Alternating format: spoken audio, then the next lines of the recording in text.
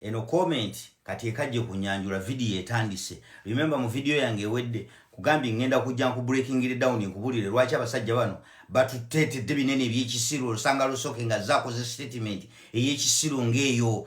They want us to swing to their beat. Bebagala batu settingire pace, bebagala batuwe direction ki mwe tulina okutunula nga bino tebagala tubibeereko. Lwaki? Remember 2 weeks back Museveni yajja nakola statement n'agamba nti mu kulonda kuno tugenda kukozesa biometric verification machines ze tugenda okozesa mu kulonda. Bwakola statement bano balina omuze guli gumu, baba nga balina ekintu kye ba planning okukola basooka ne bakikasuka mu public to see how the public is going to react.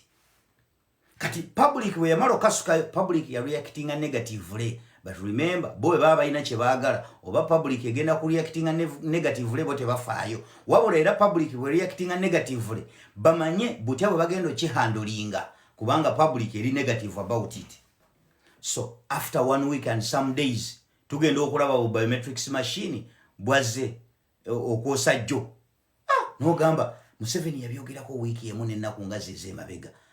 Amangu ago obuma butuuse.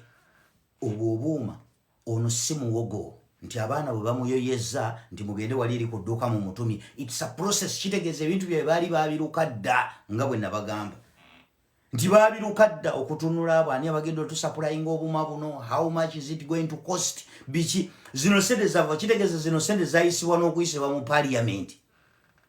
Sente zavaawa okubeera nga ebintu bino byali tebyayogerwangako nti waliyo sente zigenda okukola ki okuleeta buneeno obuuma. Kati abasajja bamwambabuza abatuula mu parliament nti bannaye bino ababaka babimanyako bassemuju abababuulira nti parliament baba bagivudde bagenda gimisinga tetwabimanyako twekanze obugundi obuuma bwatuuse. Obuuma bumala okutuuka olw'ensonga nti statement abantu ba reacting negatively. Amanya nti kati bino ebyuma we bituuse kati ate kigenda kuba kikambwe. Kati muba setting the direction gye balina okutunulamu mubajje ku focus y'obuuma buneeno. Omanje bahoze ne basalawo ne bastorminga His Excellency Kyagulanyi gye yasuze knowing that ekyo tomusobola kera nkyane mu storminga musajja oyo gyasuze.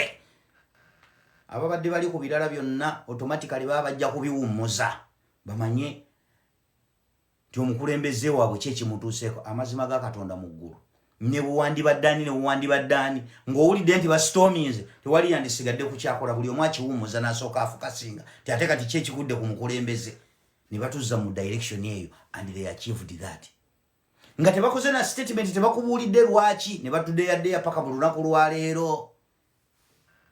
Buli muntu ayogera ku kimu beebuuza lwaki gundi yatulumbyaganye, lwaki polisi yatulumbaganye, polisi yatulumbye nga polisi tenavayo kola statement.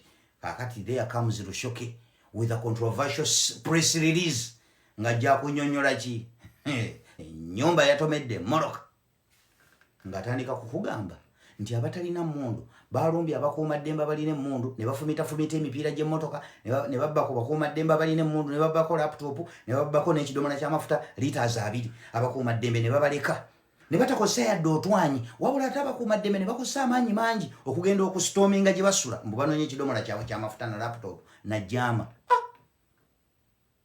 Kati fenna ne tubeera ku ebyo of course bye twabibaddeko. Nfunye ne tag eno mu Facebook abantu bali mu kwebuuza nti obuma nga tewali aboogerako babitujjeeko dda basoose ne batuvugira eri omukulembeze nga bamulumbaganye kati essaawa eno ne batuleeta mu Lushoke. Why? They want us to swing to their beat. Bye batuwa direction, bye batusettingira pace wajje baagala tutunule. Waliwo akyayogera ku buuma? Wali aboogerako?